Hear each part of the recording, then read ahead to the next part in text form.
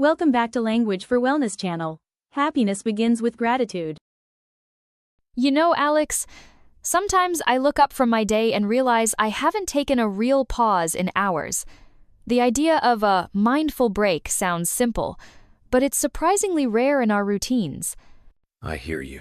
Most days, it feels like my brain is running a marathon, jumping from emails to chores to, well, everything else. Taking even a minute to just breathe feels almost revolutionary. And that's what makes mindful breaks so powerful.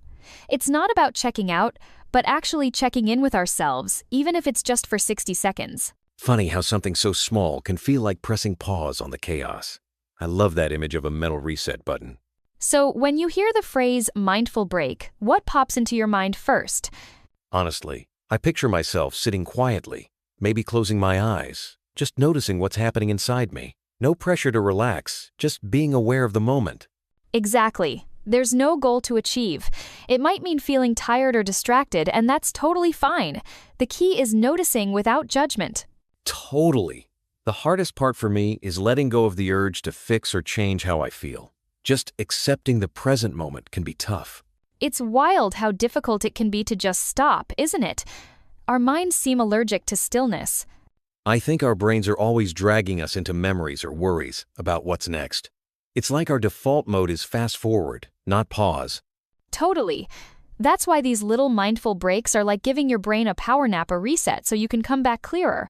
And when you're learning something, like English, it's even more important. A quick pause can really help words and focus flow back in. That actually brings up a good point. How does mindfulness help with learning a language, specifically English?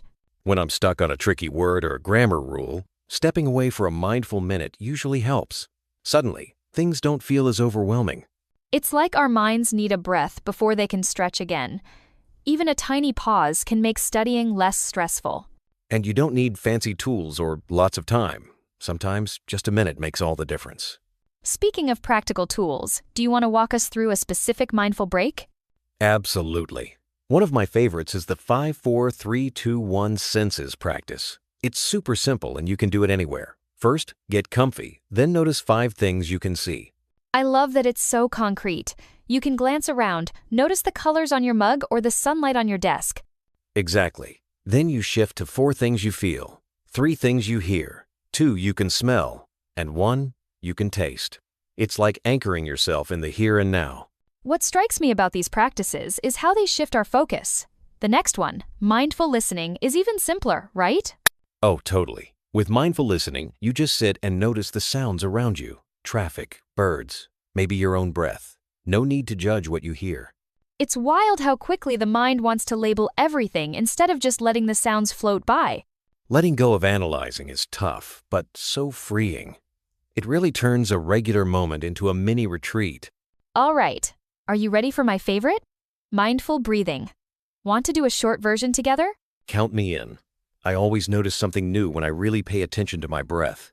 So, what should I focus on first? Just notice your breath as it comes in and out. No need to change anything. If your mind wanders, gently return to your breath. During that minute, I felt my thoughts slow down. Honestly, it's amazing how peaceful a few slow breaths can make you feel. So, the big question, how do we actually use these mindful breaks during our English practice? I like to take a mindful breath right before studying. It's almost like setting the stage. And if I get frustrated, hopping into a quick 5-4-3-2-1 senses round helps me reset. That's such a smart move. It's easy to forget that a pause can be productive even when you're in the middle of learning. Sometimes, the best thing you can do for your studies is to actually step back for a moment. That reminds me, have you ever tried mindful speaking when you're practicing English? Yes, and it makes a real difference. When I'm present and just listen to the person I'm speaking with, I worry less about mistakes and more about the actual conversation. Exactly. It's about connection, not perfection. When you're really tuned in, even small conversations feel richer. Plus, it's a great way to build confidence. You realize it's okay to be a learner and to take your time. Here's something I often do during a break. I'll say a simple, kind phrase in English to myself. Have you ever tried that? I have, actually. Simple sentences like, I am here, or it's okay to rest, give me a sense of comfort and help build my vocabulary in a gentle way. It's amazing how those words can shift your mindset. I also like, I am learning step by step. It's a little reminder not to rush. Or even just, this moment is enough. Sometimes, that's all I need to hear to get back on track. Let's give our listeners a gentle challenge. Try one 5-minute mindful break every day this week. Choose whichever practice speaks to you. Great idea. After your break, whisper one positive English phrase to yourself, even if it feels a little silly at first. You might be surprised how much it helps. And if you want to share your experience, we'd love to hear from you. Simple English is perfect. Everyone's learning together here.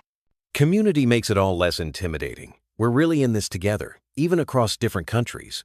I want to spotlight a listener question from Min, who studies English at night and gets really tired. He's asking for mindful break advice for those weary moments. Such a relatable situation. When I'm exhausted, I find mindful listening, just sitting and hearing gentle background sounds, can be really soothing without demanding energy. Sometimes even feeling the coolness of your desk under your hands can ground you, and it's so important to remind yourself, it's okay to be tired. Pushing through isn't always the answer. A short, kind break might mean you come back to studying with a bit more focus and a lot less stress. As we wrap up, let's quickly review. Today we learned about mindful breaks and 3 simple practices: 5, 4, 3, 2, 1. Senses, mindful listening, and mindful breathing. Our vocabulary: present, notice, reset, acknowledge. And above all, remember that wellness isn't a finish line, it's a journey. Language learning is part of that, so be gentle with yourself. Take small breaks and celebrate each step. Next week, we'll be talking about foods that boost focus and brain health, so stay tuned for delicious learning. Until then, take a breath, take a break, and we'll catch you next time on Wellness and Words.